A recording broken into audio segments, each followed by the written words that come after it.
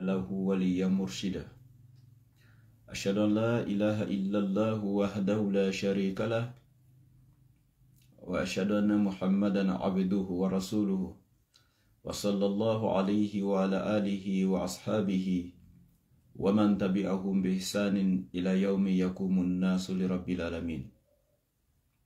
Si ça va mieux?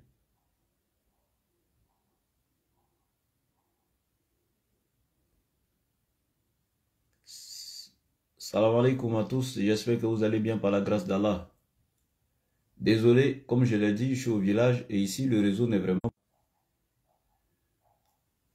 Voilà. Alhamdulillah. Bien, on continue avec la sourate Baqara à partir donc du verset 30. Voilà. On s'était arrêté au verset 29 la dernière fois. Aujourd'hui, on va continuer, Inch'Allah, donc au niveau du verset 30.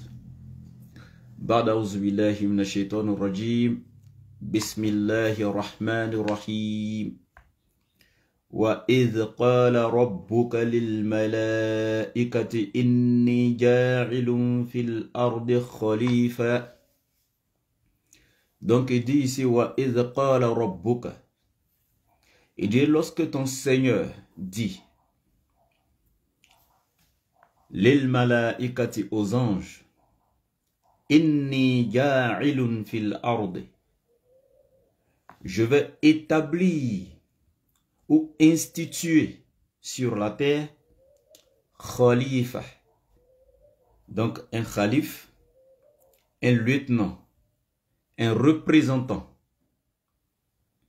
Donc, lorsque ton Seigneur annonça donc aux anges Inni ja'ilun fil ardi khalifa. Il dit, je vais établir sur la terre, je vais instituer sur la terre un représentant, un lieutenant, ou en d'autres termes, un calife. Qalou. Les anges ont répondu. Les anges disent, Ataj'alu fiha. Vas-tu établir ici sur cette même terre, man yufsidu fiha, une créature qui va commettre le désordre sur la terre,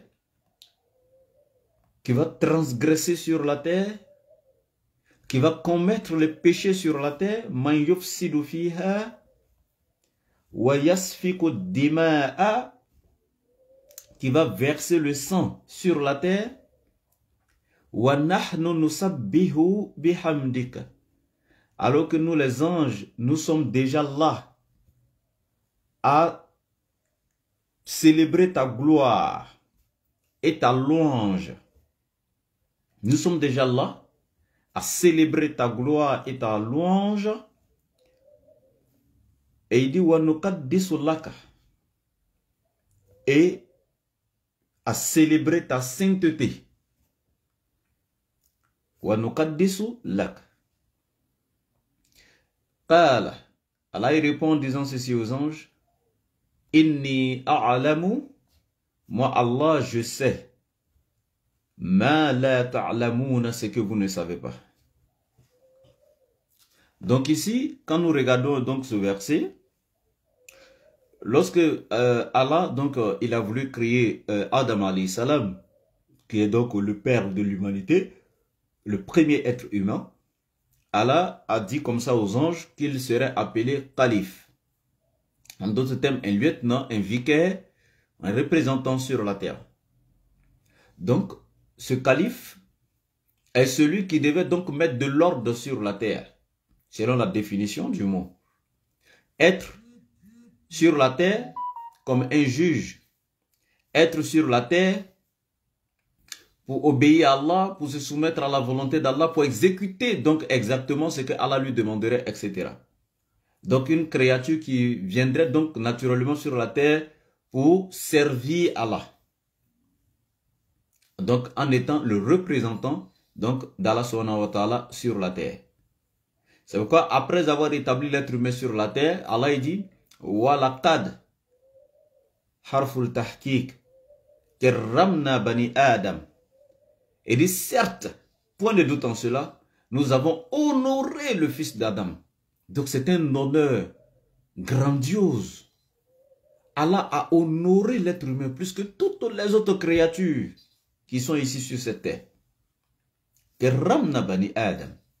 Wa hamalnahum fil barri wal bahri.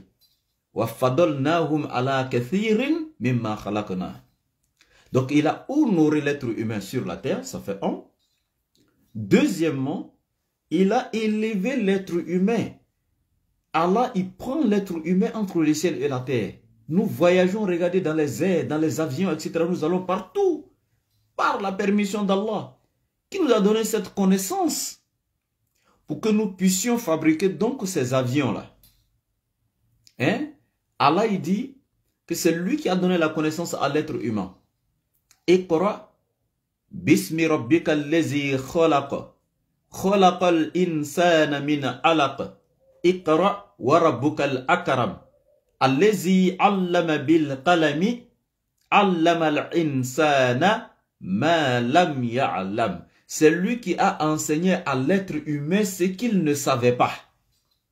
Donc, ces avions, toutes ces nouvelles technologies, etc., ces appareils qui arrivent à voyager dans l'espace, etc. et tout, c'est Allah qui nous a donné donc cette connaissance à l'être humain, à pouvoir donc créer toutes ces choses-là. Regardez un peu dans la sourate Mulk. Awalam yaraw ila toyri fawqahum sofatin wa yakbidna ma yumsikuhunna illa ar-Rahman innahu bi kulli shay'in basir. Allahu Akbar. Donc il dit, regardez l'exemple sur l'oiseau qu'Allah a créé, qui est entre le ciel et la terre quand il étend ses ailes, cet oiseau-là. Allah il dit, imaginez-vous, qu'est-ce qui empêche cet oiseau de tomber? Si ce n'est Allah, la puissance d'Allah. Regardez comment Allah a créé l'oiseau, avec ses ailes, avec les plumes. Lorsque l'oiseau éparpille et les plumes, l'oiseau étend ses ailes. Regardez un peu, quand l'oiseau frappe ses ailes, regardez comment l'oiseau se lève entre le ciel et la terre sans tomber. Subhanallah. Donc Allah, il rappelle à l'être humain ici, cette science-là. Et c'est à partir de cette science que l'être humain va s'inspirer pour créer maintenant ces genres d'appareils volants, etc. Quand vous regardez la définition de l'avion, c'est un appareil volant imitant l'oiseau naturel. Avion. Tout simplement. Un appareil volant imitant l'oiseau naturel. Avion. Donc ça, c'est Allah qui nous a donné cette science. Donc, Allah a honoré l'être humain. Donc, il dit encore fil bahari. Donc, il nous prend d'abord sur la terre, fil bahari. Il monte, il nous prend encore dans les airs. Et encore, Allah, il nous prend encore même sur l'eau, fil bahari, sur l'eau. Allahu Akbar. Ouais, Allah, il nous prend encore sur l'eau, subhanallah. Dans les bateaux, les pirogues. Toi-même qui es dans le bateau, regardez un peu le nombre de conteneurs qu'un seul bateau peut prendre. Mais tu jettes la pièce de 5 francs sur l'eau, ça descend. Donc ici, Allah continue en disant ceci. Et il dit, Wa iz qala rabbuka, lorsque ton Seigneur dit aux anges, lil malaikati, lorsqu'il dit aux anges, inni ja'ilun fil ardi khalifa, je vais établir sur la terre un calife, un représentant, un lieutenant, un vicaire. Donc parlons de Sayyidina Adam alayhi salam, parlons de l'être humain. Et c'est un honneur en fait.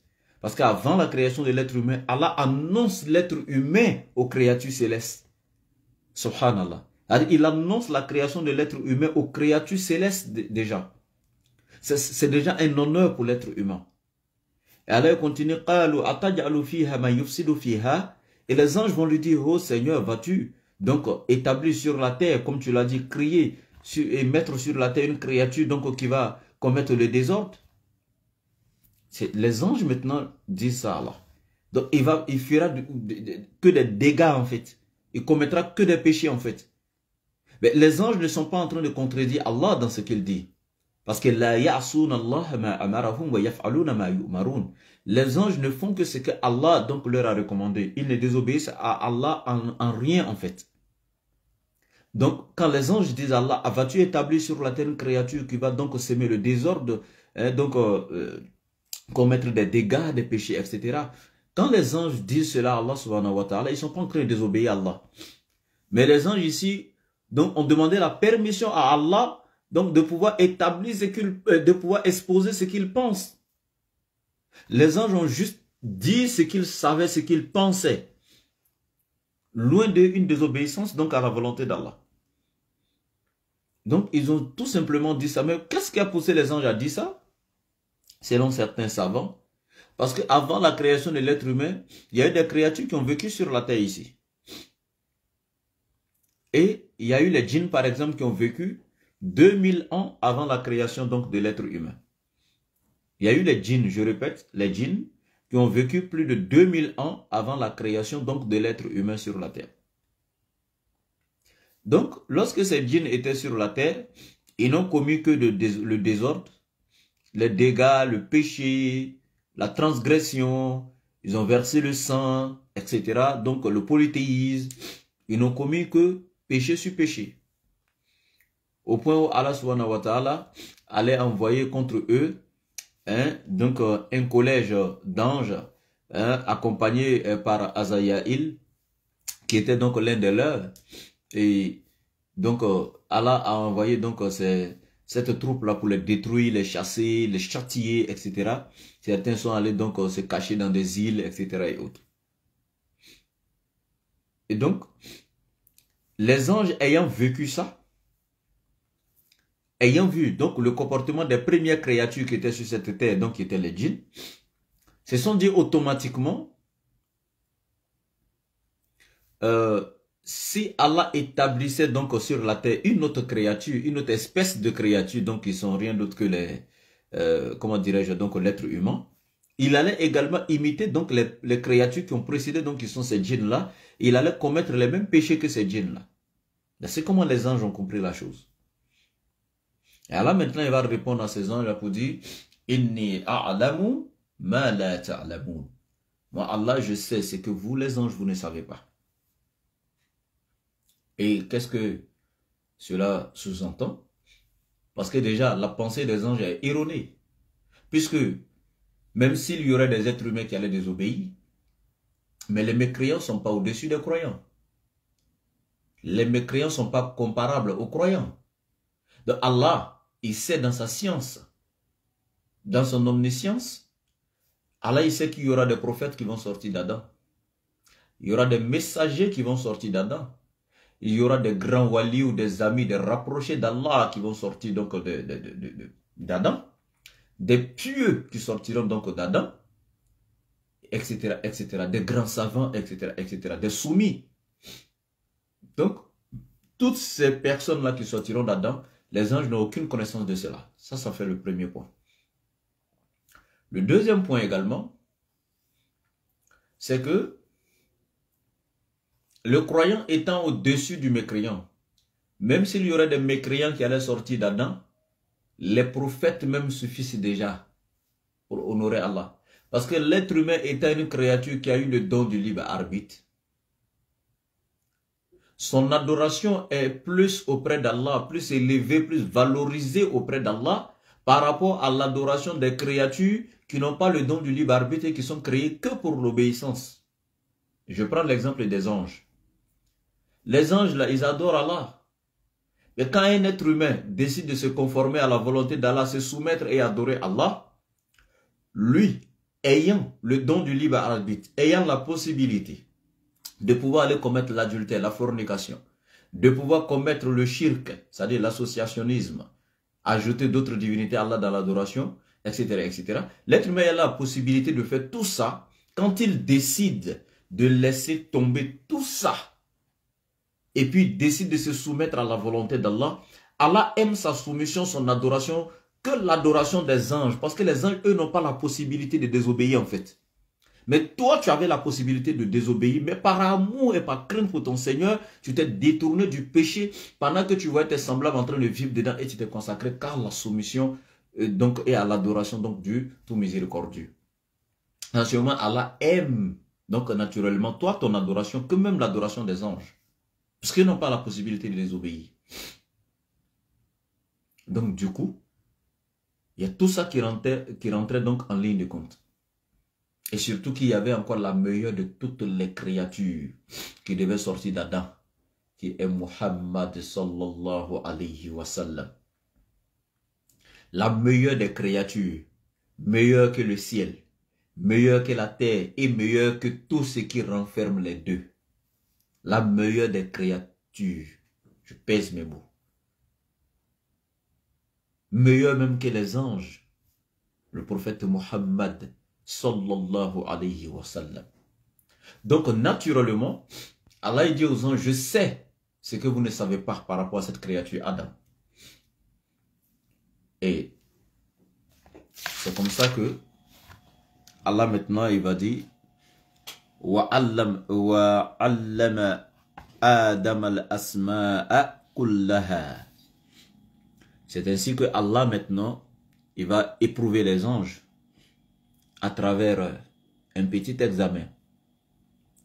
Qu'est-ce que Allah fera? Allah il va donner la connaissance de toutes choses à Adam alayhi salam. Il va donner la connaissance de toutes choses à Adam alayhi salam. Et quand je dis toutes choses, tout ce qui existe comme créature, comme création, Allah a donné la connaissance de tout à Adam. Le nom des choses, le rôle qu'elles vont jouer, etc., etc. Tous les détails sur chaque chose. Aujourd'hui, toutes les découvertes de l'être humain, toutes les inventions de l'être humain n'inventera rien si Allah n'avait pas déjà donné la connaissance de cette chose-là au Père de l'humanité qui est Adam alayhi salam. Tout ce que nous inventons aujourd'hui, tout ce que nous découvrons aujourd'hui, Allah avait déjà donné la connaissance à notre Père Adam. Donc il n'y a rien de nouveau en fait. Donc voici comment Allah il va donner la connaissance de toutes choses à Adam alayhi salam. Toutes les créatures, comme je dis, toute la création, tout ce que ces choses-là, c'est-à-dire que le rôle de chacune des choses, etc. Allah a tout donné à Adam alayhi salam.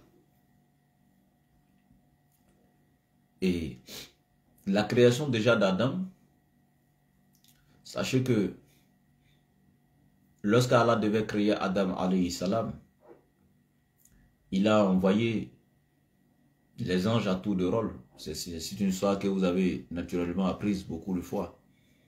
Sur la terre pour prendre une partie de chaque compartiment de la terre.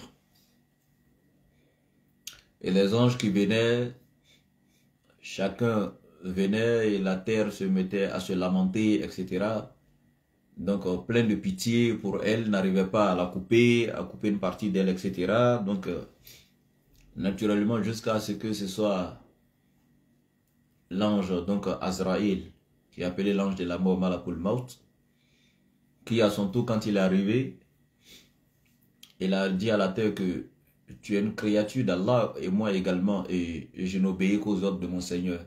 Et donc il a fait ce qu'il devait faire, il a pris les différentes parties de terre, donc il a envoyé à Allah subhanahu wa ta'ala, qui donc par la terre, par cette argile-là, comme Allah a dit, crissante d'une boue malléable, c'est-à-dire que argile sonnante, Allah il a donc créé Adam alayhi salam. Et comme c'était donc différentes parties de terre, partie blanche, partie noire, partie etc., etc. Donc tu vois les différentes couleurs d'êtres humains, les noirs, les blancs, etc. Voilà. Et quand tu regardes la terre aussi, la terre a toutes ces couleurs-là. C'est-à-dire que toutes les couleurs de d'être humain que tu vois sur la terre a toutes ces couleurs-là. Et c'est chacune des parties donc de ces couleurs de terre-là qui ont été rassemblées pour créer Adam. Et c'est pourquoi chacune des couleurs de ces êtres-là sont sorties aussi également donc d'Adam alayhi salam. Si quelqu'un vous fait croire que être noir c'est une malédiction, c'est lui peut-être qui a décidé de se maudire seul. Mais être noir n'est pas une malédiction, au contraire c'est une bénédiction. Être noir ne veut pas dire que tu es, je sais pas quoi, tu es maudit par Allah, tu es rejeté, tu n'es pas considéré, etc. Tu es une basse créature. Non. Allah a créé tous les êtres humains libres et égaux.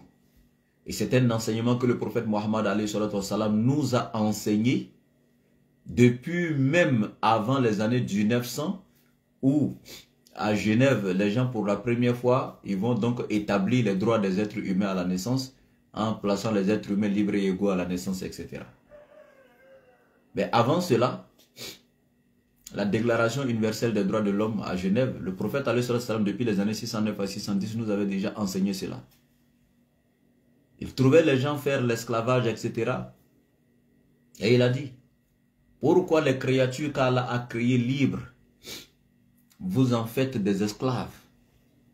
Ça c'est le prophète Allah a créé les êtres humains libres et égaux.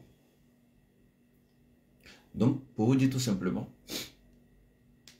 être noir n'est pas une malédiction. Pour Allah,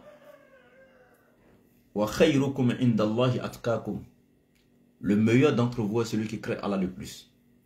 C'est pourquoi le prophète Mohammed a été le seul prophète sur la terre qui a dit ceci lors de son pèlerinage d'adieu. Il s'est arrêté sur le mont Arafat, il a dit ceci. Ya ayyuhan nas, ô homme, inna rabbakum wahid, wa inna abakum wahid. Ala la fadla li arabiyyi ala ajamiyyi, wala li ajamiyyi ala arabiyyi, wala li aswad ala al-a'mar, wala li a'mar ala al-aswad, illa bitaqwa wa khayrukum indallahi atqakum. Il dit, ô homme, votre créateur, votre Seigneur Allah, qui vous a tous établis, quelle que soit votre couleur, votre appartenance ethnique, appartenance religieuse, etc., quel que soit ce que vous êtes, que vous reconnaissez Allah ou pas, sachez que c'est Allah seul qui vous a créé, vous tous. Que tu sois noir, blanc, juif, chrétien, bouddhiste, etc. Quel que soit ce que tu es, inna rabbakum wahid, votre Seigneur Allah est unique. Wa inna abakum wahid, ainsi que votre père Adam est unique. Vous êtes tous issus d'un seul homme, d'un seul être qui est Adam et il est unique. Donc l'humanité est une seule famille. Même si nous ne sommes pas frères et sœurs en religion, si nous avons des différentes appartenances religieuses, nous sommes au moins frères et sœurs dans l'humanité.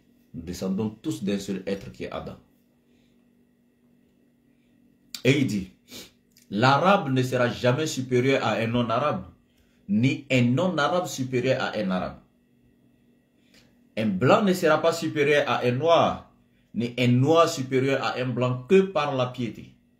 Le meilleur d'entre vous est celui qui craint Allah le plus. Allah Akbar. Donc personne ne devra vous dire, mes frères et mes sœurs, que vous êtes des Africains, que c'est la malédiction d'Allah. Cette histoire que vous voyez quelque part dans la Bible, etc. et tout, de Cam, etc., c'est du pipeau en fait. Comme ils le disent eux-mêmes, c'est du pipeau. Vous êtes bénis. Les Noirs sont bénis. Ces mêmes blancs-là qui veulent vous faire croire ça, vous disent que l'Afrique est le berceau de l'humanité. Qu'est-ce qu'ils veulent encore? Voilà. Pour les gens qui pensent que, d'après eux, ils sont kamites, oui, donc ils défendent les valeurs africaines, etc. Nous, là, chez nous en islam, là, le noir est valorisé en fait. Notre prophète a pris le mot noir de sa bouche, il a valorisé le noir. Hein? Vous qui dites que non, les autres sont venus nous rabaisser et puis nous ont imposé leur religion, etc., leur tradition.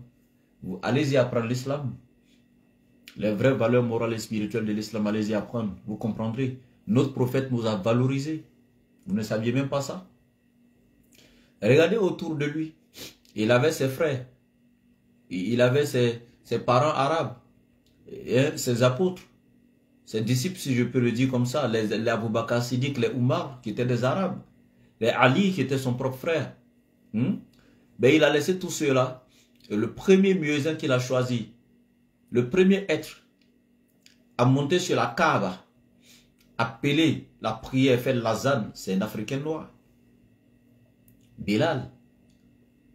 Celui-là qui, s'il existait aujourd'hui, on pourrait dire, le qualifier comme chauffeur du prophète. Celui-là qui tenait donc la corde du cheval du prophète ou du chameau du prophète. Celui-là même qui, lorsque le prophète a fait le voyage nocturne, il est descendu, il a dit, j'ai entendu les pas de Bilal au paradis. De son vivant. ses pas étaient déjà au paradis. Quand il marchait sur la terre, on entendait le bruit de ses pas déjà au paradis. Ça, c'est un Africain noir, Bilal. Donc, sachez que notre prophète alayhi salam a valorisé le noir. Et si cela ne vous suffit pas encore, le prophète alayhi salam est un cousin des noirs. Vous ne saviez pas ça? Vous serez étonné d'entendre que le prophète est cousin des noirs. Oui. Vous savez qu'en islam, quand tu as tété le même lait que quelqu'un, naturellement, même si vous n'êtes pas sorti du même ventre de la même femme, le fait que tu as tété le même lait que la personne, tu deviens en quelque sorte voilà, un demi-frère de la personne. C'est pourquoi une fille et un homme qui ont tété le même lait maternel, même si ce n'est pas cette femme qui les a mis tous deux au monde, ils ne peuvent plus se marier parce qu'ils ont tété le même lait maternel. Et quelle est la femme qui a allaité le prophète?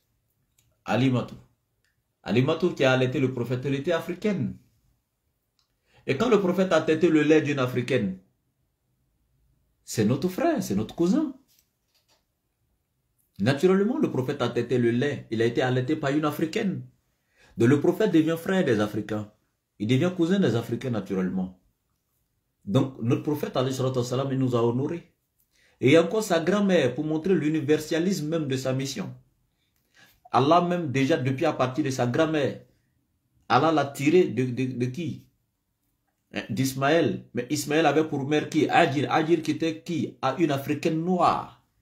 Une princesse d'Égypte, des rois égyptiens. Et une africaine noire. Donc l'islam a honoré le noir. Vous voyez? Voilà. Quand vous faites croire que tout celui qui est noir ou je sais pas quoi, c'est une malédiction, c'est archi-fou. Hein? Clair. Bien. Donc, Allah, comme ça, donc, il a créé Adam à partir donc, de l'argile. Et quand il a créé Adam, il a étalé son corps. En ce moment, il n'avait pas encore insoufflé donc en Adam de son esprit. Il a étalé Adam comme ça. Et Allah, il a dit aux anges, la créature que je vous avais dit que j'allais créer, allez-y la visiter. Donc quand les anges venaient, ils regardaient et ils étaient étonnés. Parce que les anges ont été créés de la lumière. Et Allah, il leur dit qu'il allait créer une créature qu'on appelle Bachar. C'est-à-dire qu'il y a un corps physique. Qui est un corps physique. Les djinns qui ont vécu avant nous ont été créés de la flamme de feu. Les anges ont été créés de la lumière. Maintenant, Allah, il leur dit qu'il va créer une créature qu'on appelle Bachar, qui pourront toucher, une créature physique. Écoutez. Donc, quand les anges venaient et regardaient Adam couché, ils le touchaient, ils regardaient, ils étaient épatés. Subhanallah. Et ils rendaient gloire à Allah. Ils voyaient, c'était de la merveille, ça, en fait.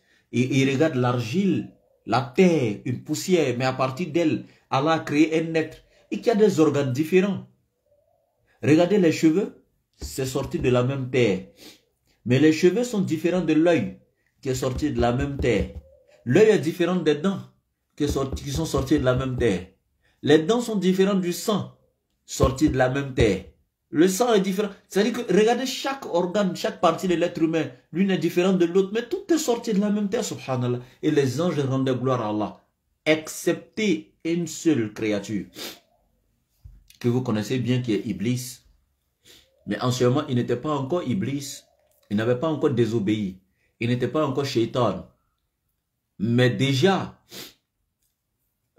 il avait tellement adoré Allah, parce que son histoire, je vous l'ai conté au début du tafsir de la Sourate Baqarah.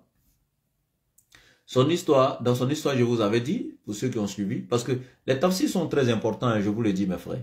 Vous aimez écouter les débats. Parce que si c'était un débat que j'avais dessus là, on aurait vu les gens près de 1000 et quelques, 2000 et quelques personnes sur le TikTok en train d'écouter. Oui, mais sachez qu'en écoutant les débats, oui, c'est bon, ça instruit. Mais sachez que c'est ce tafsir là qui est encore plus bénéfique pour vous, mes frères et sœurs en islam. Parce que chaque verset que vous écoutez ici efface de vos péchés. Oui, c'est très important, il faudrait que vous le sachiez. Le Coran vous purifie. Le Coran, quand vous l'écoutez, il pénètre directement dans votre cœur et il illumine votre intérieur. Il renforce votre foi et votre crainte. Et vous enseigne la parole, le message clair de votre Seigneur.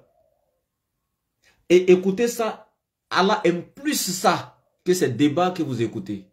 C'est nous qui faisons les débats pour appeler les non-musulmans à l'islam. Donc les débats sont bénéfiques aux non-musulmans parce que ça les amène à venir à l'islam.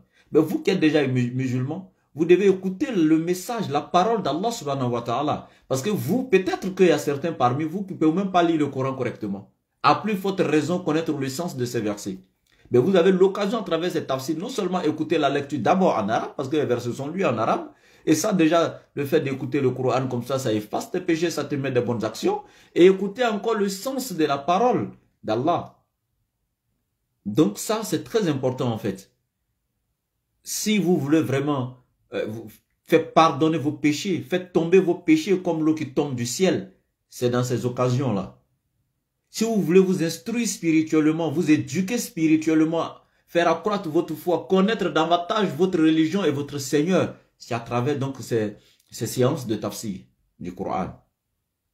Voilà. Nous n'avons pas le monopole du savoir, nous faisons l'essai. Le peu que les savants nous ont donné, c'est ce qu'on essaie de vous retransmettre. Et on ne rentre pas trop dans les profondeurs par rapport au niveau de compréhension des uns et des autres. C'est pourquoi on va doucement, on pèse la chose. Voilà. On pourrait rentrer dans plus de détails, donner plus de détails approfondis, etc. Mais on donne ça par rapport au niveau. Ce n'est pas dans une salle de classe que nous sommes pour donner des cours aux élèves, etc. Par rapport, quand c'est comme ça dans une école, on connaît le niveau des élèves, on sait voilà, comment approfondir la chose pour les donner, etc. Mais ici, c'est les réseaux. Tout le monde est là, il y a des nouveaux convertis qui nous suivent. Donc, il y a des choses, on ne peut pas rentrer dedans. Ça serait lourd pour les gens, pour la compréhension. C'est pourquoi on pèse les mots, on essaie de diluer doucement pour aller. Donc, c'est important en fait.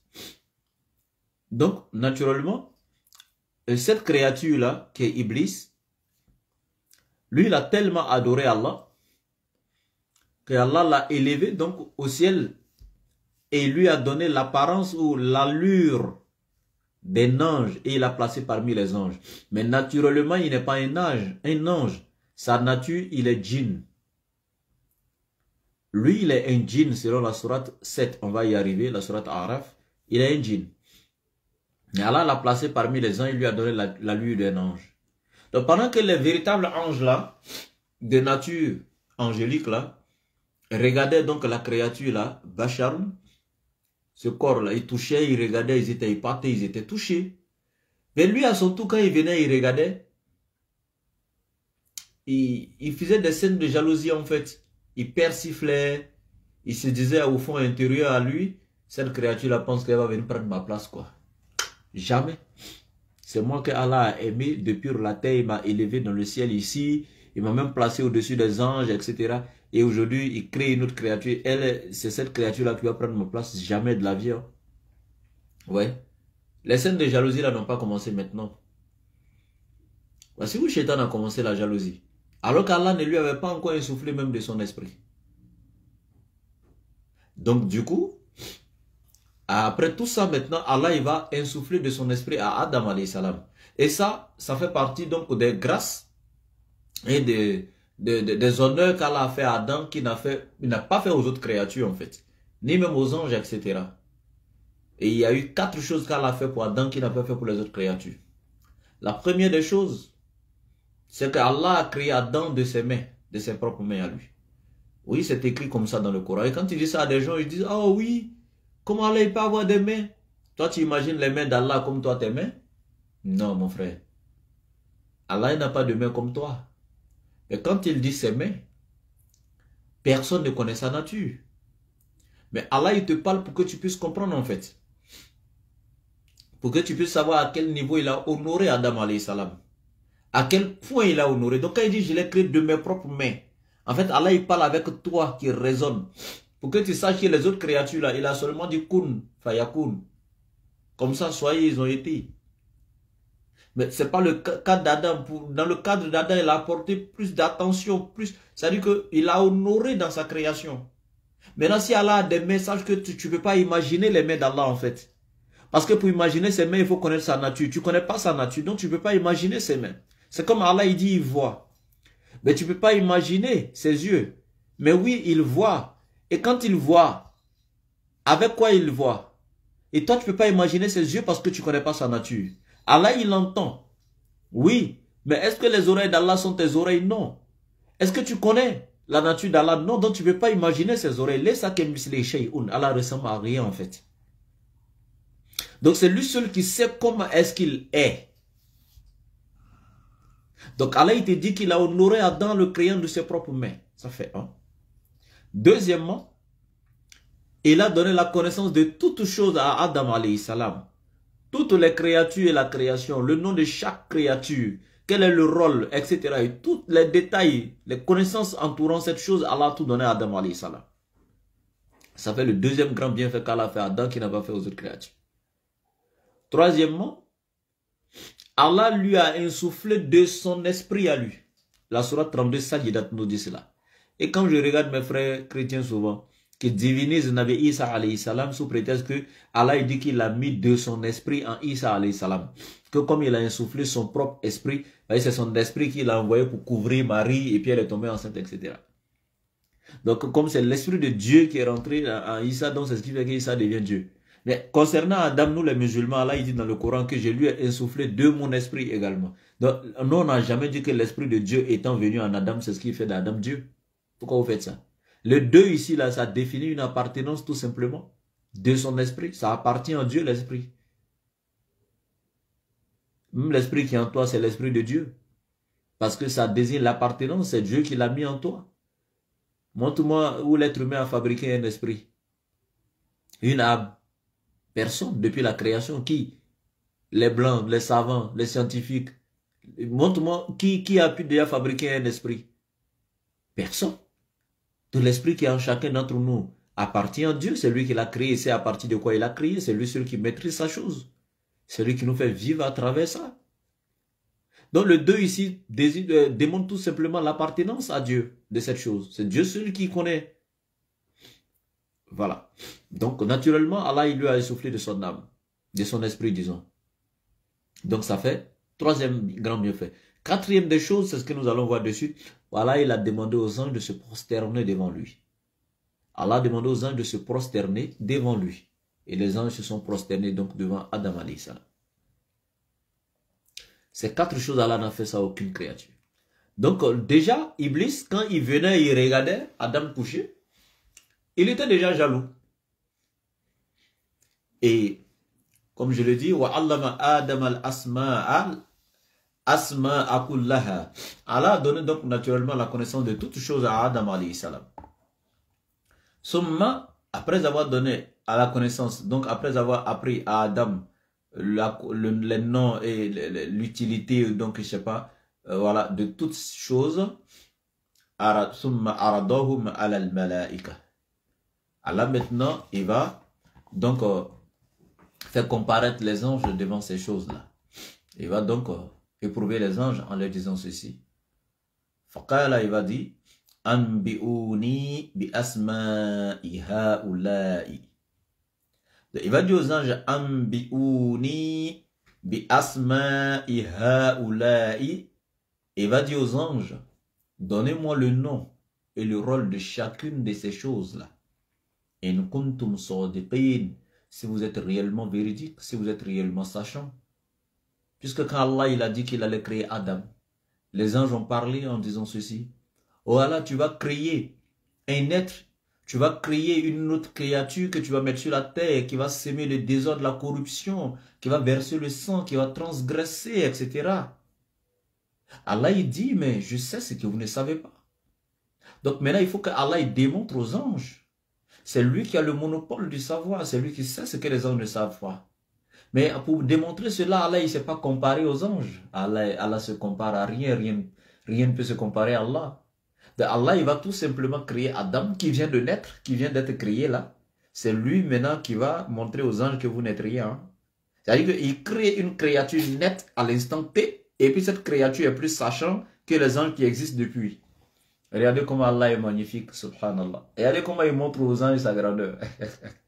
Allahu Akbar. Les anges existent depuis. Allah, il crée Adam sur le champ. Et il lui donne la connaissance de toutes choses sur le champ.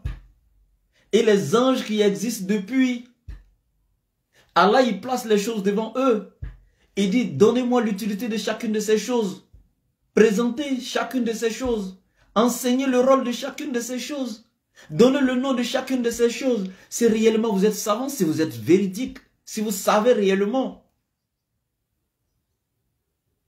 Et les anges qui vont répondre, Qalu, subhanak, pureté à toi. Subhanallah, pureté à toi. La ilma lana.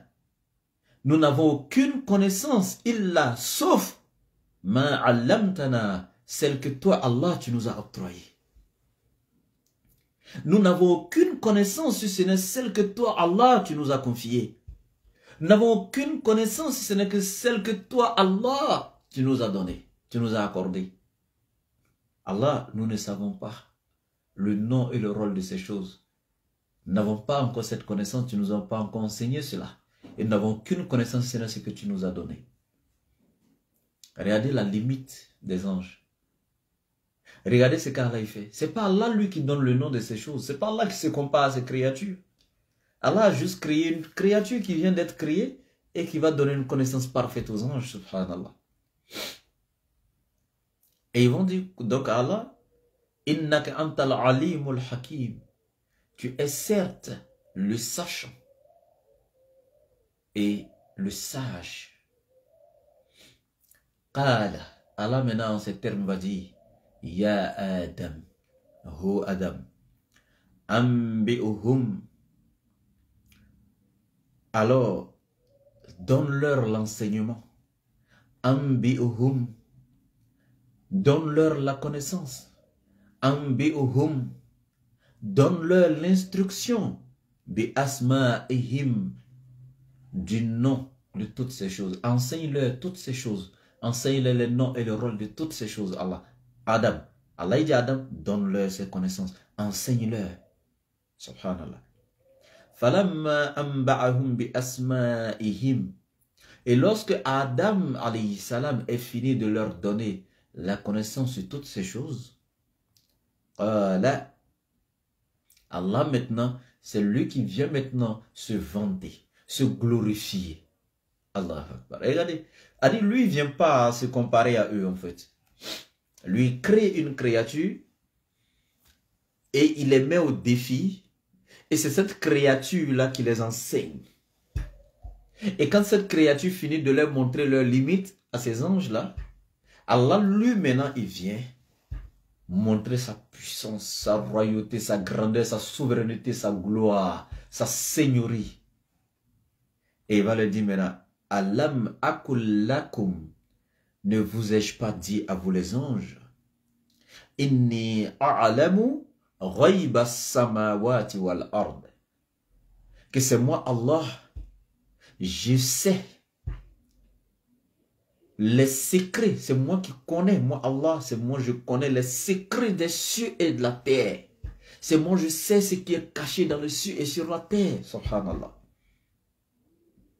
Wa a'lamu ma tubduna wa ma kuntum taktumun. Et c'est moi Allah, je connais ce que vous divulguez et ce que vous cachez. À ce niveau, quand Allah dit à la fin, c'est moi je sais ce que vous divulguez et ce que vous cachez, les savants nous disent ici que Allah il parle tout simplement du fait que quand les anges passaient à côté d'Adam qui était couché et qui le regardaient et qui glorifiaient Allah, qui était épaté de cette nouvelle création et qui louait Allah manifestement, et quand Iblis, lui, il regardait, il était jaloux au fond intérieur, il injurait Adam, etc. Il proclamait des paroles de jalousie à son intérieur. Allah il dit, je sais ce que vous divulguez. C'est-à-dire ceux parmi vous qui ont exposé, qui ont loué Allah après avoir vu Adam en magnifiant Allah, le glorifiant, en l'exaltant. Et ce que vous cachiez dans le sens où Iblis parmi vous qui le regardait et au fond intérieur, qui était jaloux de lui, moi Allah je sais ce que vous cachiez, ce que vous divulguez. Ouais.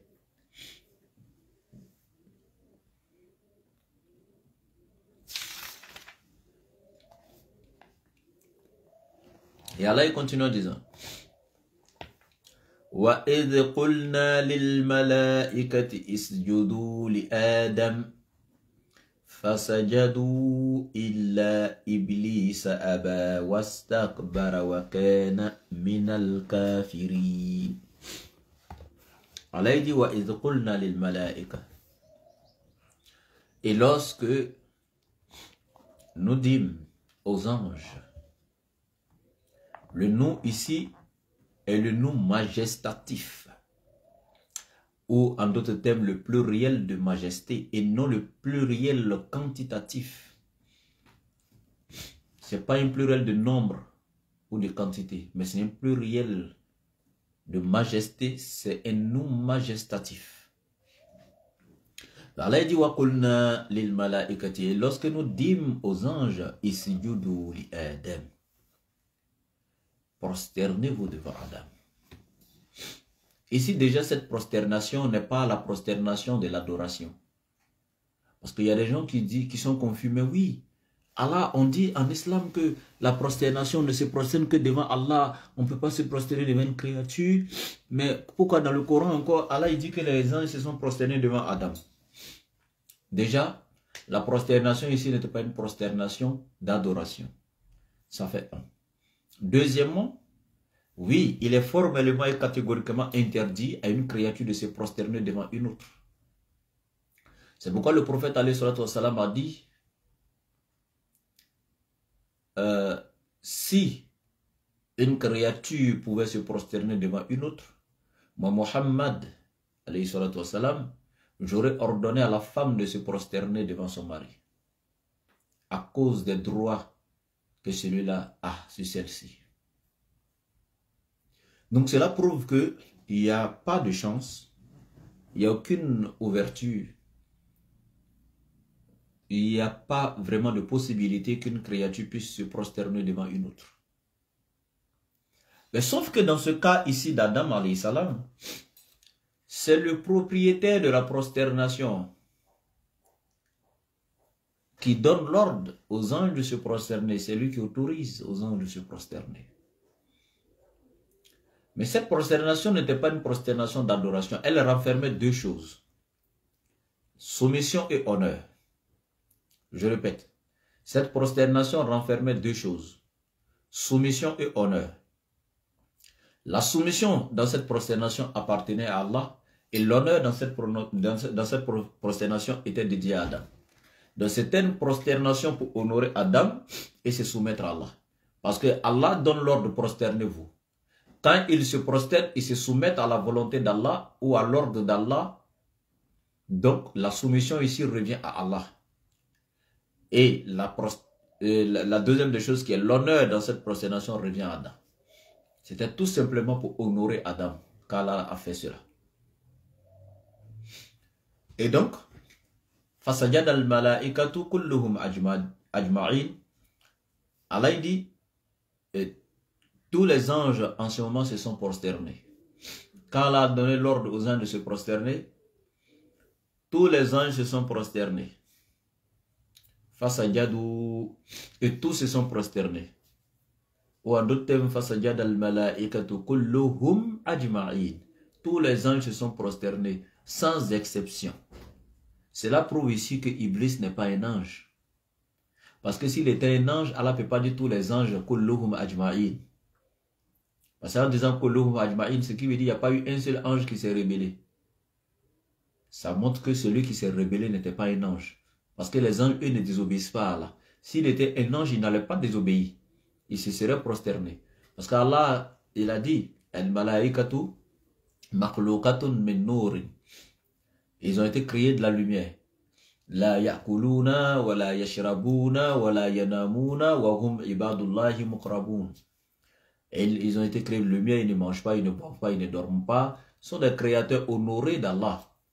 La ya'sun Allah ma amarahum. Ils ne désobéissent pas à Allah en quoi que ce soit. Wa yaf'aluna ma yumarun. Et ils ne font que ce qu'Allah leur a ordonné de faire. Donc, si Allah les décrit comme tels dans le Coran, ces anges-là, donc naturellement, si Iblis était un ange, il n'aurait pas donc refusé de se prosterner devant Adam. Mais Allah a dit, illa Iblis. Tous les anges se sont prosternés, illa, excepté Iblis. Excepté Iblis. Et donc, Abba, Allah il dit, il a refusé complètement. Abba, il a refusé complètement. Wastakbara, il s'est enflé d'orgueil. Wakana min al-kafirin. C'est là il va mettre maintenant de l'analogie, etc. Il va se comparer à Adam, il va dire Allah, mais moi je suis mieux que celui-là, j'ai été créé de feu, lui il a été créé de terre, etc. On verra ça dans les sourates à venir, la sourate Araf, etc. On verra ça dans les sourates à venir, Inch'Allah, ce discours-là. Mais ici Allah il dit, il a refusé de se prosterner, il s'est enflé d'orgueil. Wakana min al-kafirin. Et donc, il a été du nombre des mécréants, du nombre des rebelles. Vous voyez? Et là maintenant, Wakulna, Allah il continue en disant, et nous dîmes, Ya Adam, oh Adam, Uskun anta wa zawjuka al-jannah. Toi et ton épouse, vivez tranquillement dans le paradis. Ya Adam, ou Adam, anta, toi, wa zawjuka, ainsi que ton épouse, uskun, vivez, al-jannah, dans le paradis. Ici, dans ce verset, les savants, certains savants nous disent,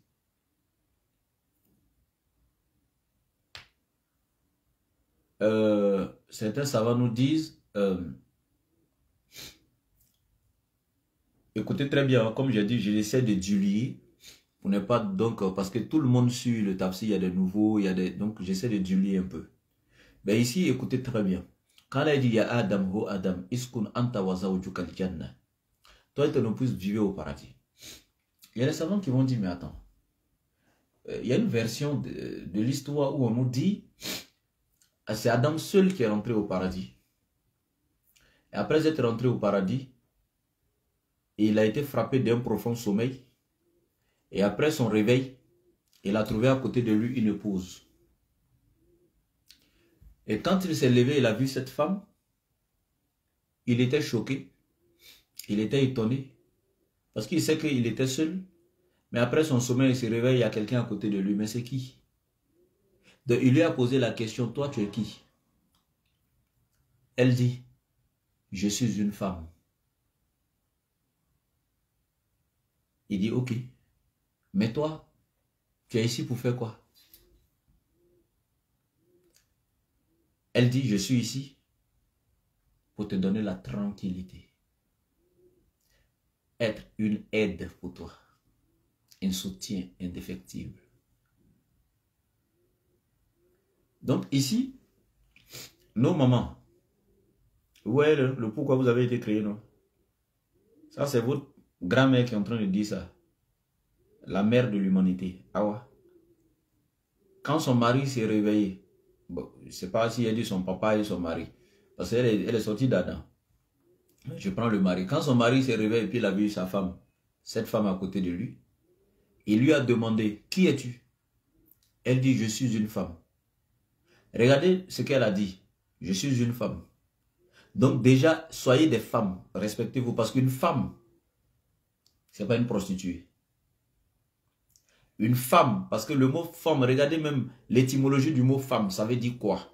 Soyez des femmes. Je sais de quoi je parle. Dans le sens propre du terme. Soyez des femmes dignes de ce nom. Parce que votre mère a dit, je suis une femme.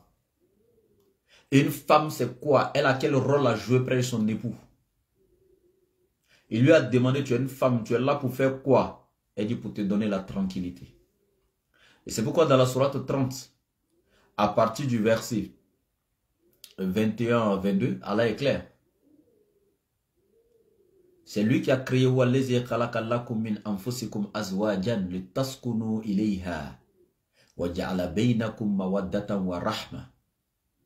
Allah il dit, c'est lui qui a créé de vous et pour vous vos épouses. Il a créé de vous et pour vous vos épouses. Elles sont de la même nature que nous. Elles ne sont pas des animaux, Elles ne sont pas moutons, cabris, bœufs, trucs, non. Elles sont de nous. Elles sont des êtres humains. Elles sont de nous. Allah a créé de nous et pour nous. Minkum lakum. Donc, il a créé de nous, pour nous, nos épouses. Et pourquoi Allah a créé de vous et pour vous, vos épouses? Il est tasukunu ilayha, afin que vous ayez la tranquillité auprès de ces épouses-là.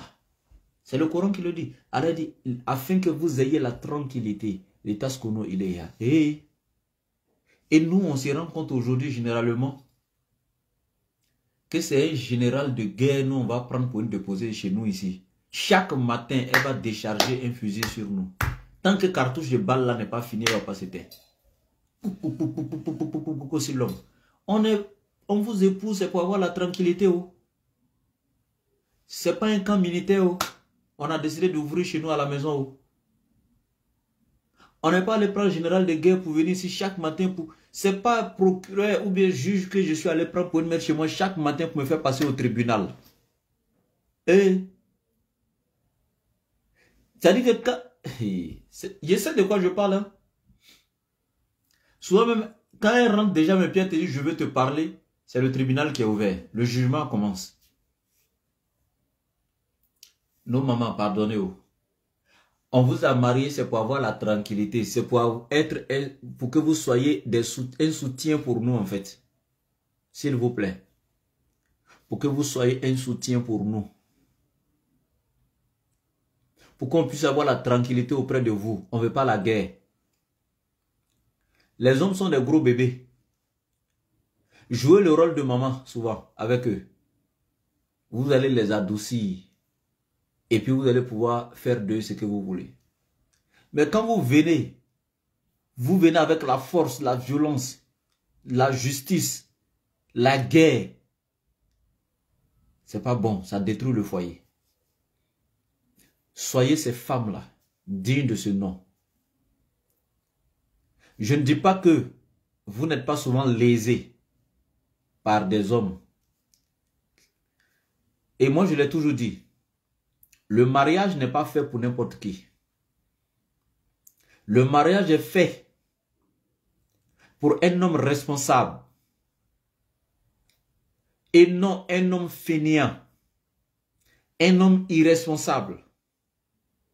C'est fait pour un homme qui est moralement prêt, spirituellement prêt et même, je dirais, financièrement prêt. Le mariage n'est pas fait pour n'importe qui. Mais malgré ça, tu verras des hommes fainéants, lâches, irresponsables, immatures. Et il y a beaucoup de femmes qui souffrent avec ce genre d'hommes. On reconnaît nos mamans, là il n'y a pas de problème. Mais si Allah a fait que tu as eu un mari qui n'est pas parfait, certes, mais à 90% qui lutte pour tendre vers la perfection, qui essaie de faire le mieux sur le plan vertical comme horizontal pour être bien, sois un soutien pour lui. Soit une aide pour lui. Soit la cause de sa tranquillité en fait. Soutiens-le dans tout.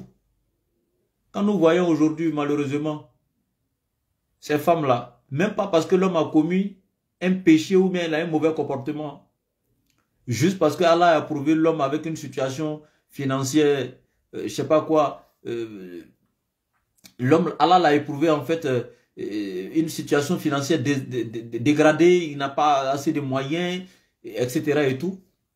C'est en ce moment que tu ne reconnais plus certains de nos mamans. Quand tu l'as marié, que tout va bien, alhamdoulilah, tout va bien. Mais quand ça commence à ne plus aller, et que souvent même c'est elle qui fait un peu de commerce, ou bien elle a un petit boulot, que c'est elle qui maintenant gère les choses à la maison, c'est elle qui paye les factures, le loyer et autres. Waouh, tu es foutu. Elle est devenue l'homme, hein. Tu n'as plus rien, donc tu n'as plus droit à la parole à la maison en fait. Tu n'as pas le droit de lui dire, mais chérie, pourquoi tu as préparé la sauce là? Depuis avant-hier, c'est la même sauce aujourd'hui. Il fallait changer un peu. Elle va te demander, tu connais plus de popote là 2 jours là. Depuis quand tu payes la popote dans cette maison? Depuis combien de temps tu as arrêté de payer ça? C'est clair. Hein? Souvent, c'est la femme qui vient te dire, ça dit que c'est de toi elle parle, hein, toi l'homme, hein, parce que peut-être tu n'as plus de boulot. Donc, tu passes beaucoup de temps à la maison, n'est-ce pas? Donc, quand elle quitte au boulot, elle vient voir les enfants, ils sont assis, et puis toi, tu es là. Hein. C'est de toi et pas les. Et puisque tu n'as pas de boulot, tu es toujours à la maison. Donc, naturellement, tu es toujours devant ta télé. Soit la clim est allumée ou bien le ventilateur. Tu prends du bon temps, tu regardes un peu la télé et tout. Tu attends que ta femme revienne. Et puis, quand elle arrive là, elle appelle les enfants en même temps. Vous les enfants là, vous là, je ne vous parle pas, hein. Vous consommez l'électricité ici comme ça là. C'est vous qui payez. Ça ne va pas chez vous. Hein? Tout le temps la télé est allumée, dessin animé, quoi. Ça ne va pas chez vous. Mais elle sait de qui elle parle. On se connaît. Et tu connais femme. C'est-à-dire que femme là, elle t'insulte, mais avec le nom de son enfant. C'est-à-dire que elle sait que c'est toi, hein, tu viens de faire telle chose, et puis elle va appeler son enfant. Si c'est faux, dites-moi, maman. Femme, matin là, je ne suis pas en forme, quoi, mais j'essaie de... Mais sincèrement, et généralement encore, quand tu n'as plus rien, quand tu es dans cette situation-là, quand même quand elle veut t'adresser la parole, Madou Fadje, c'est comme ça qu'elle t'appelle, hein. Papa de Anjo, c'est comme ça qu'elle va t'appeler. C'est plus mon chéri, mon chou, mon bébé, mon quoi. Tout ça c'est fini. T'as plus rien mon frère. Donc maintenant là, c'est papa de Madou, papa de Adja, papa de Michou. Voici comment elle t'appelle. Ça devient ton nom dorénavant. Mais t'es insulté à travers tes enfants là, ça va te dégoûter. Tu vas prendre note. Et je vous dis, les sahabinats sont passés. Vous devrez être exemplaires. Wallahi. Mais maman, soyez exemplaires. Et toutes les femmes ne sont pas comme ça. Hein. Je parle en général, mais toutes les femmes ne sont pas comme ça. Il y a des femmes, naturellement, elles n'ont rien. Leur mari n'a rien. Ou le boulot est gâté de leur mari, ça ne va pas. Et c'est elle qui se débrouille. Mais je t'assure que cette femme-là, elle prend soin de la maison. Les propres enfants, c'est-à-dire leurs propres enfants à la maison ne savent pas que c'est pas papa qui paye la maison, c'est maman. C'est-à-dire leurs propres enfants ne savent pas ça. Moi, j'ai connu ce genre de femme. Elle compte l'argent du mois, elle dépense tout. Les deux dans la chambre, elle et puis son mari, et puis elle lui donne. Fait les dépenses. Et puis personne, même les enfants ne peuvent pas savoir que c'est maman qui paye, qui gère les choses 2 jours là. Tu vois? Mais nous avons eu des femmes, on a étudié leur histoire, les sahabinates qui sont passées. Le monsieur n'a rien, il n'a pas d'argent, il n'a pas de sous. Même pour manger à la maison, c'est problème. Mais c'est cette femme-là qui va accompagner son mari. Elle va le chouchouter. Ça dit que, est-ce que vous savez qu'en islam, les droits de l'homme sur la femme, là, ça fait partie des droits de l'homme que la femme, quand l'homme va au boulot matin, ou bien quand il sort pour aller grouiller, avoir un travail là, la femme, tu dois accompagner ton mari jusqu'à la porte, arriver là-bas, l'embrasser, le serrer dans tes bras, lui faire un petit câlin et puis le laisser partir. Est-ce que vous savez que ça fait partie des devoirs de la femme? Ça fait partie des droits de l'homme sur sa femme. Le soir, quand l'homme vient du boulot, la femme doit courir pour aller l'accueillir. Est-ce que vous savez que ça fait partie du droit de l'homme sur sa femme? Mais le soir, là, toi, tu quittes au boulot. Tu espères venir trouver une femme qui s'est déjà lavée depuis vers 16h, 17h, qui a porté la plus belle robe hein, de sa garde-robe, qui s'est vraiment mis coquette, parfum, tout ça propre. Et puis elle vient depuis le portail, quand elle attend le bruit de ta voiture ou de ta moto, ou bien quand elle attend le bruit du portail, tu rentres, puis elle va... Souvent, c'est cette femme qui fait la course avec ses enfants. Quand les enfants disent « Papa !» et puis il court là, tu vois la maman en train de courir. Regardez comment ces gens de foyer là sont chics. Elle même fait la course avec ses enfants. Premier arrivé chez papa. Mais chez nous là, elle est assise. Pagne qu'elle a attaché depuis 1 semaine, elle fait ménage à pagne là. Ça dit que quand elle te dépasse cette pagne là net là, tu es grippé. À l'instant T, dès qu'elle te dépasse le pagne, tu es grippé. Même si grippe là n'est pas là, en tout cas tu vas éteigner 1 ou 2 fois. Parce que ça fait 1 semaine qu'elle est avec pagne là, dans le ménage. Elle va préparer avec, elle va balayer la cour, elle va laver assiette avec. Les enfants vont pisser sur pagne là, faites tout juste. Et qu'Allah nous en préserve. Il y a des femmes qui sont sales. C'est grave, je sais de quoi je parle. C'est comme ça que il y a une dame qui est venue me poser une question comme ça, en pleine conférence. C'est pas une histoire d'avant et moi-même. J'étais assis en pleine conférence. Et c'est une femme que je connais en fait. Donc, je connais plus ou moins un peu les réalités de leur foyer, puisque c'est mes voisins. C'était mes voisins. Ça s'est passé vers 2015-2016 là. C'était mes voisins et voilà. Donc, je faisais des conférences souvent de fin d'année avec les jeunes du quartier, etc. En pleine conférence ce jour-là, les mamans, les papas du quartier sont sortis et tout. Ils étaient, voilà, avec les jeunes aussi, les enfants, ils étaient tous là. Et la femme là, quelqu'un n'est pas obligé de te dire qu'elle est sale en fait. Parce que je t'ai dit que c'est la voisine. Elle est sale, c'est pas possible. Quand tu sors et puis tu la vois devant sa porte, tu te poses des questions au fond intérieur de toi-même en fait. Elle est sale comme je vous le dis sincèrement. C'était pas difficile à voir. Mais je vous assure, son homme souffrait. Et l'homme était venu plusieurs fois prendre des conseils avec moi. Oustaz, qu'est-ce que je dois faire? Qu'est-ce que ma femme... Je suis désolé de te demander, mais vraiment, j'ai fait tout, etc. et tout. Donc, c'est une histoire, donc plus ou moins, je savais en fait. Et comme je venais souvent saluer mon voisin, souvent quand il a un problème de santé ou autre, il faut rendre visite à ton voisin. Donc, quand je rentrais chez lui, parce qu'il avait deux femmes. La première était dans un autre quartier, mais c'est la deuxième qui était près de chez moi là. Donc, quand je venais le saluer dans la maison de celle qui est près de chez moi, c'est pas possible. Je ne rentre pas dans les détails, je ne vous donne pas les détails parce que l'islam m'interdit de rentrer chez quelqu'un et voir des choses qui ne sont pas bien puis exposées. Donc, voilà. Mais ici, je vous donne ça de façon bref comme ça, en tant que conseil pour mes mamans en fait. C'est en tant que conseil que je donne, mais je ne vous donne pas de détails. Et donc, en pleine conférence, après la conférence, disons, pendant la série de questions-réponses, la femme prend le micro. Oustaz, j'ai une question à te poser. J'ai dit, ok, je t'écoute, maman. Elle me dit ceci.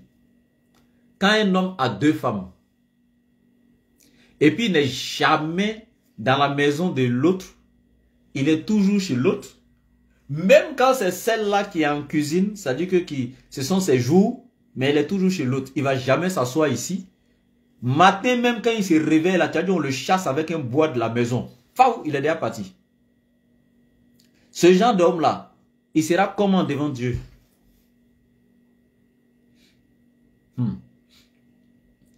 Est-ce que vous voyez la question? Elle parle d'elle-même en fait comme ça. Son mari ne passe jamais du temps dans sa maison, il ne s'assoit jamais. Donc, pour répondre à la question, il a dit, maman, la réponse est simple. Si cette femme réunit toutes les conditions à travers lesquelles un homme puisse vraiment rester à ses côtés, c'est-à-dire elle-même, elle se purifie, elle se rend propre, elle se rend bien chic, toujours belle pour son mari, le cadre à la maison est propre, elle met de l'ordre dans tout le salon, tout, elle fait tout propre, nettoie les fauteuils, la maison, elle met de l'encens souvent ou parfumer des déodorants, etc. Toutes ces conditions sont réunies. Puis malgré ça, l'homme ne passe pas du temps chez toi. Il est Allah même va lui poser des questions. Il dit, mais il y a des femmes, chez elles, là, on ne peut pas rentrer. Dès que tu arrives à la porte, là, c'est l'odeur qui t'accueille. Il dit, l'homme, là, il peut faire l'effort, mais vraiment, il ne va pas quand même rester dans la maladie. Donc, ça, là, il y a des hommes, là, c'est qu'on prend pour les chasser, là, c'est pire que bois. Voilà, quand je dis ça, la maman a pris conscience. Elle a eu sa réponse, mais à travers sa réponse, elle a eu son rappel à elle. Elle a changé. Quelque temps après, son mari est venu me dire, alhamdoulilah. Donc, les mamans, soyez propres. Vraiment. Et soyez avec vos maris comme l'islam vous demande. Donc, ces femmes-là, tu vas la voir assise, quand son mari arrive là, elle va dire, Chaka Maï, mais elle-même elle est assise. Ça ne l'intéresse pas en fait. Ça te coûte quoi d'aller accueillir ton mari depuis à la porte? Prendre sa mallette ou son sac. Hein? Quand il vient s'asseoir, enlever son costume, enlever ses lacets de souliers, retirer les souliers. Souvent même tremper ses pieds dans un peu d'eau tiède. Masser ça un peu. avant de lui dire il y a l'eau dans la douche, il faut aller te laver, etc. et tout. Ça te coûte quoi, madame? De pimenter un peu ton foyer. Vous voulez faire du tic au tac avec les hommes. Comme l'homme s'est comporté comme ça, moi aussi, il me comporter comme ça. Quand il m'a fait telle chose, ça ne m'a pas plu. Moi aussi, il a lui montré que je m'en fous de lui. Quand vous faites comme ça, là, vous détruisez votre foyer. Un homme, là, ce n'est pas difficile de l'éduquer, en fait. Je prends l'exemple de deux femmes. Voici une qui rentre à la maison et puis elle voit son mari en train de le tromper. Sur son lit conjugal même. Elle rentre et puis elle voit son mari en train de coucher avec une autre femme. Elle commence à bavarder, taper tout partout, frapper. Vous pensez que l'homme ne s'attendait pas déjà à ça? Il s'attendait à ça. Parce qu'il sait que naturellement, si une femme vient ma femme vient me trouver avec une autre femme ici, elle va faire un scandale. Déjà, ça, c'est déjà préconçu dans sa tête. C'est pourquoi il prend les précautions pour essayer de se cacher. Mais malgré ça, tu viens de l'attraper. Donc, quand tu fais la même chose qu'il pensait déjà là, tu n'as rien fait en fait. Mais quand il fait ça, et puis toi, tu viens de le trouver dans la chambre là, tu sors tranquillement, tu viens te coucher au salon, dans le fauteuil, et puis tu attends. Et on n'a pas dit que ça ne fait pas mal. Hein. Ça fait mal. Essaie de contenir ta colère et puis regarde. Quand il finit là, dès qu'il sort et puis lui-même il te voit, et puis vous vous voyez, face à face. Et il est bloqué. L'autre va fuir pour sortir. Tu te lèves même, tu lui dis chérie, tu as fini? Vous avez fini? S'il peut prendre le drap pour laver, s'il peut nettoyer. Ça fait mal, hein? Tu ne comprends pas en fait. Toi, tu vas plus chicoter ton mari que celle qui a bavardé. Et écoutez très bien. Voilà, tu ne fais pas de scandale. Tu mets de l'ordre dans la maison, tout. L'homme là, en fait, tu viens de faire de lui ton esclave à vie. Je te jure, il va avoir peur. Il sera tremblant. Tu vas le voir, tu vas pas savoir que c'est ton mari en forme gaillard, gros, grand que tu connaissais là. Et est-ce que vous connaissez ce qu'on appelle le regret, remords? Est-ce que vous savez que cette femme-là, et puis elle ne parle pas, hein? Lui-même, il va faire tout pour qu'elle puisse lever l'affaire, pour qu'elle puisse aborder le sujet. Toi aussi, là, fais tout. Quand il veut commencer, il faut éviter. Fais comme si tu n'es au courant de rien. Tu l'as vu, vous savez. Il sait, tu sais. Et puis, passe à autre chose. Même nourriture, quand tu vas même déposer là, tant que toi, tu n'as pas mis ta main dedans, là, il ne peut pas mettre sa main dedans parce qu'il va se dire que est-ce qu'elle ne m'a pas empoisonné? De la manière, elle n'a pas fait palabre là. Il va avoir peur. Vous ne savez pas comment punir un homme en fait. Ça, c'est la vraie punition. L'homme va souffrir. C'est-à-dire que tu vas le détruire moralement. Il va aller au bureau, il ne peut pas travailler. Mais si tu fais un scandale là, ça va durer un jour et puis c'est fini. Soit tu prends tes bagages pour aller et puis lui-même tu lui donnes l'occasion de faire entrer celle avec qui t'a trompé. Et puis chacun est de son côté, chacun est à l'aise maintenant. Mais en fait, ici là, si tu veux le faire souffrir, là, voici une méthode que je te donne. C'est pas facile au début. Mais wallahi, tu vas maîtriser ton homme. Souvent l'homme là, c'est lui-même qui sort pour aller voir ses propres parents. Ou pour aller voir les imams. Wallahi, c'est lui-même qui sort pour aller appeler les gens, venir demander pardon à ma femme. Il lui a fait quelque chose, mais je ne vais plus reprendre. Et puis, j'ai vu l'exemple là clair. Wallahi. Le gars, il est venu. Dans même DDR, il est venu me trouver au bureau de DDR. Et puis, il m'a expliqué le problème. Il dit, Oussaz, je suis venu vous voir. Moi-même, je sais. J'ai commis un grand péché. Ma femme m'a attrapé. Mais depuis lors, depuis une semaine, ma femme, elle a changé avec moi. Elle est devenue plus soumise. Oussaz, j'ai peur. Est-ce qu'elle va me tuer? Je ne sais pas. Pardonnez, à convoquer là, appelez là, raisonnez là, s'il vous plaît. Intervenez. Ça ne m'arrange pas. Ça ne m'arrange pas. Si elle avait fait par là même, j'allais comprendre. Ça s'est passé. C'est là que j'ai compris. J'ai dit Allah Akbar. Donc, très sincèrement, mes mamans, n'essayez pas d'aller au tic au tac avec les hommes. Il n'y a pas deux capitaines d'un bateau. Vous avez d'autres manières pour éduquer vos maris, pour les amener à prendre conscience. Ça n'a rien à voir avec coup de poing ou bien bavarder, crier et tout. Donc, comme je disais, ça fait partie des devoirs de la femme d'accompagner son mari quand il sort pour aller au boulot ou bien pour aller chercher travail. Ça fait partie des devoirs de la femme d'aller accueillir son mari quand il rentre chaque soir. C'est pourquoi les sahabinates, elle allait accompagner son mari jusqu'au portail. Elle allait lui dire quoi? Te voilà en train de sortir pour aller chercher notre subsistance, mes enfants et moi, pour venir à la maison. Mais arrange-toi. Si tu n'as pas eu un travail licite, tu n'as pas eu un gombo licite, on appelle ça en jargon ivoirien un gombo, un petit contrat licite. Ne viens pas ici avec de l'argent dérobé, du haram, de l'illicite. On n'en a pas besoin. Si on va mourir de faim, on va mourir de faim. Allahu Akbar. Est-ce que vous imaginez un peu? Elle dit, Ya Zawji, ittaqillaha fina, wa la ta'tina bil haram. Nahnu nasbiru ala al-ju'i fi dunya, wa la nasbiru ala al-nari yawm al-qiyamah. Elle dit, oh mon mari, crée Allah. Crée Allah avec nous, ta famille. Crée Allah. Ne viens pas à nous avec du haram. Nous, on peut patienter avec la fin de ce bas monde-là. Mais on ne peut pas patienter, wallahi, avec le châtiment de l'enfer, le jour de Yawm al-Qiyamah. On ne peut pas patienter dans le châtiment d'Allah. Mais on peut patienter avec la fin ici-bas. Regardez ce genre de femme-là. Ça dit que quand tu sors là, même quand tu n'as pas eu 5 francs, quand tu rentres la tête haute. Elle court malgré le monsieur n'est rentré avec rien. Elle va aller l'accueillir, le chouchouter, le câliner. Venez lui dire, vraiment, elle va masser ses pieds. Hey, tu as beaucoup marché aujourd'hui, tu n'as rien eu. Hey, vraiment, ça va aller, ne perds pas patience. Ne désespère pas en la miséricorde d'Allah. Wallah, c'est Allah qui donne. Allah va te donner un jour. Allah va nous aider, va nous secourir. Hey, Allah, chacun a son tour chez Allah. Elle va te... Oh, regardez un peu ce genre de femme. Ça a quoi à voir avec toi? Qui dit, toi là, tu n'as rien eu aujourd'hui. Hein? Quand il dit non. Je savais, oh, ça ne m'étonne pas. Il me demande comment toi tu es. Tes amis garçons sont ministres dans le pays, ils sont préfets, trucs, députés, ils ont les gros postes dans le pays, ils ont l'argent. Toi tu sors, simple travail, même petit gombo, truc là, tu n'arrives pas à gagner.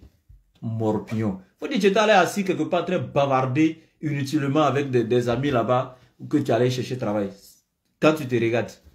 Moi, je n'ai pas resté dans ça là. Hein. Moi, c'est un temps que te donne. Moi, là, faut me regarder. Tu vas me voir ici, on dirait soleil. Quand c'est pas Paul là, c'est Pierre.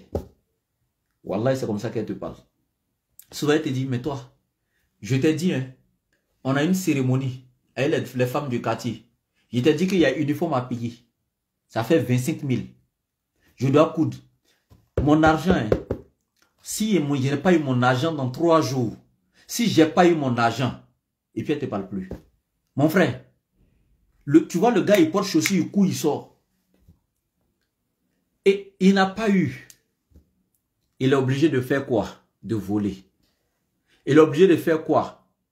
De mélanger un truc illicite là-bas. Parce qu'il sait que s'il n'a pas fait ça, même son droit conjugal, lors de la conjugaison conjugale, là, il ne va rien avoir avec sa femme. Il ne va rien avoir. Vous voyez comment des femmes nous poussent à faire... C'est-à-dire qu'à pousser l'homme à aller prendre l'illicite pour entrer à la maison. Pousser l'homme à être un escroc en ville. Voilà, tu vois des gens qui sont escrocs en ville. La pression qui est à la maison. C'est pourquoi aussi le prophète vous a conseillé. Il dit aimer avec... Si vous voulez aimer là, aimer avec... truc, comment on appelle modestie. Quand vous voulez aimer quelqu'un là, n'aimez pas à 100. C'est-à-dire que ne vous donnez pas à fond. Aimez avec juste mesure. Parce que quand tu laisses l'amour te contrôler, les sentiments te contrôler à 1000% là, c'est dans ce genre de situation que tu restes. Tu veux pas, cette femme, tu l'aimes tellement que ce qu'elle va te dire là, tu es obligé d'aller faire des conneries en ville pour avoir l'argent à la maison. Hein?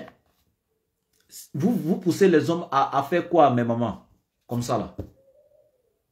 Et dans tout ça encore, quand le gars ne gagne pas à temps, elle refuse de lui livrer la chose. Désolé, je ne veux pas être vulgaire. C'est pourquoi quand je dis livrer aussi, c'est un jargon ivoirien en fait. Mais vous comprenez avec moi, je ne veux pas être vulgaire s'il vous plaît. Elle refuse de voilà, de satisfaire le monsieur en fait. C'est grave. Tu veux la toucher, ne me touche pas, je suis malade. Ou bien elle te dit même clairement, ne me touche pas. Hein. Ce que je t'ai demandé là, si tu n'as pas encore trouvé, ne me touche pas. Parce que toi, tu n'es pas un homme. C'est un vrai homme là. Il répond aux attentes de sa femme. Il donne à sa femme ce qu'elle demande. Donc, comme tu n'es pas qu'un homme là, tu ne me touches pas. Il faut être un homme d'abord. La hawla wa la quwwata illa billah. Et regardez, dès que l'homme vient lui donner ce qu'elle demande là, elle saute sur lui en même temps. Fais de moi ce que tu veux. Tu vois que tu es une prostituée malgré que tu es marié. C'est ce que j'ai toujours dit dans beaucoup de mes conférences. J'ai dit, il y a des femmes mariées mais prostituées. La prostituée que tu vois en ville, là, que tout le monde insulte, là, elle se vend pour quoi? Pour le matériel, pour l'argent. Maintenant, il y a quelle différence entre elle et puis toi, malgré que tu dis que tu es dans un mariage, quand ton mari ne te donne pas le matériel, tu ne te livres pas à lui. Mais quand il te donne, tu te livres. Il y a quelle différence? Elle aussi en ville, là, la même prostituée qui est en ville, là. C'est la même chose. Quand tu lui donnes, tu fais. Quand tu lui donnes pas, tu fais rien. Mais toi, à la maison, quand ton mari ne te donne pas, tu vas le sévrer, tu coupes. Quand il te donne, tu lui donnes. Donc, il y a quelle différence entre toi et puis la prostituée qui est en ville? Dites-moi si je mens. Dans ton propre foyer, tu te prostitues. C'est gravissime. Souvent, quand le gars il a un bon poste même de ministre ou bien un truc là, dès qu'on l'a nommé là, quand il rentre à la maison, la première des choses, elle le tire par la main. Allons dedans. Elle vient le faire asseoir sur le lit. Et puis, elle se lève, elle regarde les fenêtres, elle vient, elle ferme la porte. Et Jean-Louis, on vient de te nommer ministre des Finances et président du Conseil économique et des Finances. On vient de te nommer où? Pardon. Pardon, il y en a qui sont quittés puis nous on est arrivés. Et puis elle se met dedans, il y en a qui sont quittés puis nous on est arrivés. Nous on va quitter. Hein. Mais je te dis en même temps, profitons. Moi, je veux une belle maison. Ça là, je ne vis plus ici. Il faut nous construire une maison. Et puis, ce n'est pas dans n'importe quel quartier. Hein. Cocody Rivera. On veut une belle maison là-bas. Après ça, moi, la voiture que je veux, le genre de voiture là, c'est comme pour Kadi Touré qui a RTI là, NCI là. Tu vois, les Range Rover dernier cri façon là. Ça dit qu'elle va citer le nom d'une star. Hein, et puis dit, tu vois, pour elle, je veux une voiture comme ça. Et puis, il y a mes enfants doivent fréquenter dans les plus... C'est-à-dire que dans les établissements de 2 millions et quelques, où la scolarité vaut peut-être 5 millions. Ou peut-être même, te dire, tous mes enfants là, ils vont les fréquenter en Europe. Moi, mes enfants ne fréquentent plus ici. C'est-à-dire que toi, on vient de déclarer à la télé que tu es nommé. Tu n'as même pas encore pris fonction. Même passation de charge n'est pas encore fait. Madame a déjà fini de te donner ton programme de... Même l'État lui-même là, c'est-à-dire que ton programme là, dans ton mandat, on ne t'a même pas encore soumis, elle a fini. Et tout ce que tu as cité, quand tu calcules là, le budget même que l'État va te donner pour travailler là, ça ne vaut même pas ça. Vous voyez ce que vous faites, non? Et après ce même gars là, quand ils vont l'attraper pour détournement de fonds publics, etc., des milliards qu'il a trucs, quand ils vont l'attraper pour aller en prison là, en ce moment, il a volé tout l'argent pour donner à qui? C'est pas sa femme. Elle prend ça tranquillement, elle se trouve un autre jeune, bien frais, tout. Elle refait sa vie, elle lui, quoi. Et puis dans la même villa que tu avais acheté dans Cocody Rivera, là, hein, pendant que toi tu es en prison, là, elle gère ses affaires avec un autre là-bas. Femme est méchante. Bon, des femmes sont méchantes, sincèrement. Voilà, il y a des femmes qui sont méchantes. Aïssa Bari, oh. Aïssa Bari. On est fatigué. Les femmes qui sont comme ça, là, Aïssa Bari, dosez un peu. Vous fatiguez les hommes là. Donc notre mère Awa, quand Adam alayhi salam s'est réveillé, et puis il l'a trouvé à côté de lui, il lui a demandé, toi tu es qui? Elle dit, je suis une femme. Elle n'a pas dit, je suis escrotte. Et elle n'a pas dit, je suis prostituée. Elle n'a pas dit, je suis namarato. Elle n'a pas dit, je suis celle qui est venue absorber tes biens.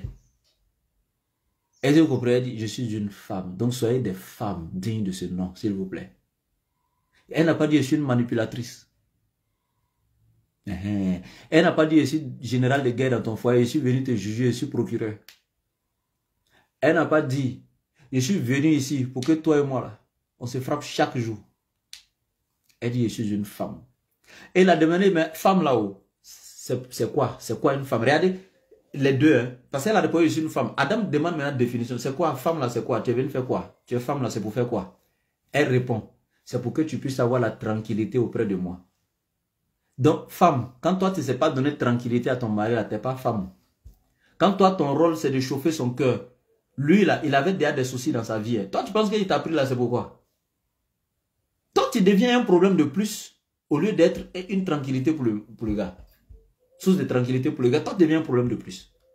Donc, notre maman, là, elle vient de te dire, Adam lui demande, mais femme, tu es femme, pour faire quoi? Elle dit, je suis venu pour te donner la tranquillité. Pas pour venir être escrotte. Pas pour venir te défier. Pas pour venir te juger sur chacune de tes petites actions. Pas pour venir être deuxième capitaine dans ton bateau. Pas pour venir te manipuler. Pas pour venir t'absorber. Et pardonner. Et donc, dès que Adam a posé ces questions-là à notre mère Hawa, quand les anges ont entendu ça, ils étaient étonnés. Ils disent, mais attends, c'est pas lui, on dit, il connaît le nom de toutes choses, il nous enseigne le nom des choses. Et puis lui-même encore, il vient demander à la femme, tu es quoi, tu es qui? Ah là là, et lui là, il connaît femme. Parce que Dieu lui a donné le nom de toutes choses, il connaissait toutes choses. Mais quand c'est arrivé sur femme, lui-même, il demande à la femme, tu es qui? Est-ce que vous comprenez ce qu'il dit? On dit Allah a donné la connaissance de toutes choses à Adam alayhi salam. Tout.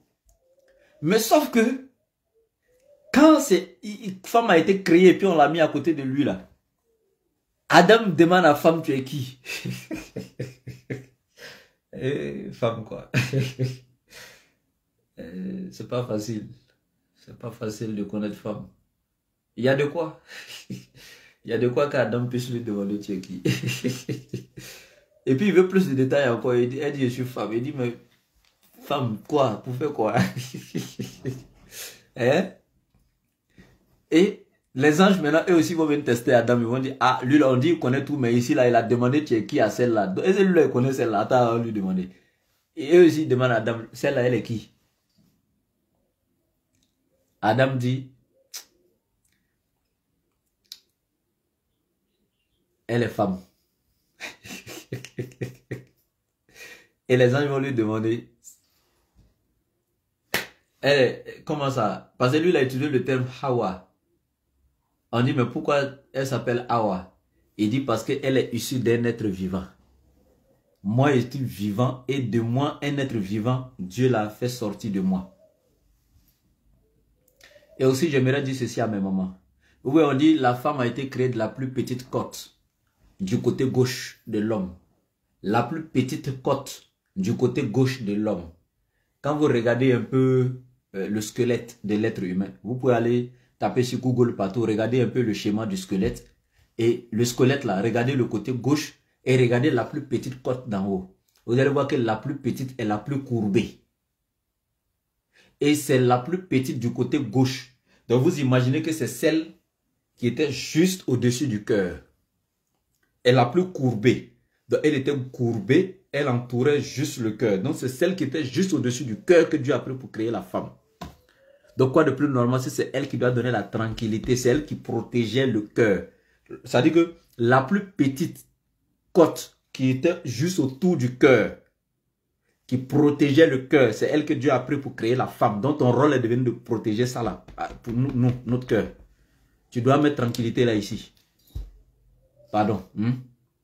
Et nous maintenant, la force que Dieu a mis dans nos bras là, Allah n'a pas mis ça ici pour que nous puissions battre la femme chaque jour. Il a mis ça ici pour que nous puissions aussi la mettre en sécurité, la défendre, etc. Tu vois, chacun a un rôle à jouer pour l'autre, quoi.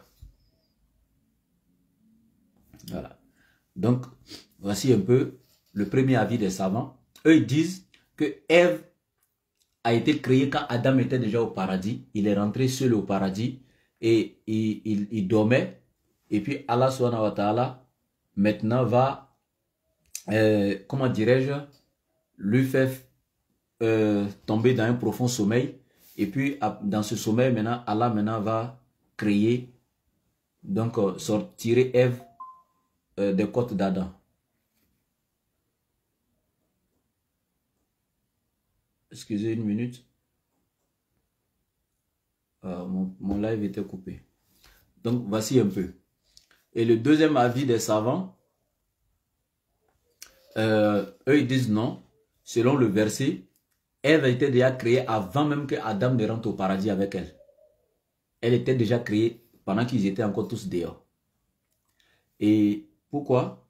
Ils disent parce qu'Allah il a dit wa kulna ya Adam nudim ho Adam uskun anta wa zawjuka al-janna. Uskun ici ça vient du verbe sakena.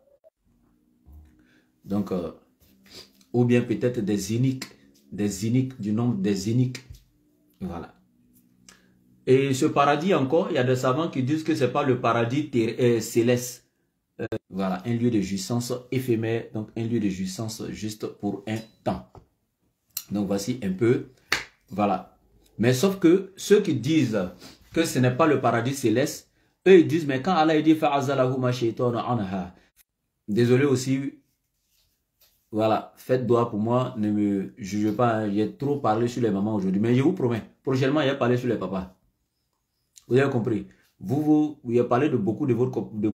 Et cette année également, donc ça fait que, naturellement, quand les gens disent, ne me voient pas, je suis obligé de leur dire, ah, c'est le problème de santé. Mais sachez que, n'eût été cela, je ne le dirai pas sur les réseaux parce que je veux vraiment pas qu'elle m'empêche de faire la dawa. Et la deuxième des choses, c'est que je ne veux pas désobéir à Allah qui me demande, lorsque je suis dans un état clinique pas vraiment bien, de demander la guérison, d'analyse des Écritures saintes. Je vous dis seulement, allez dans les barres de recherche de YouTube, TikTok, Facebook, écrivez laboratoire DDR officiel. Dès que vous écrivez laboratoire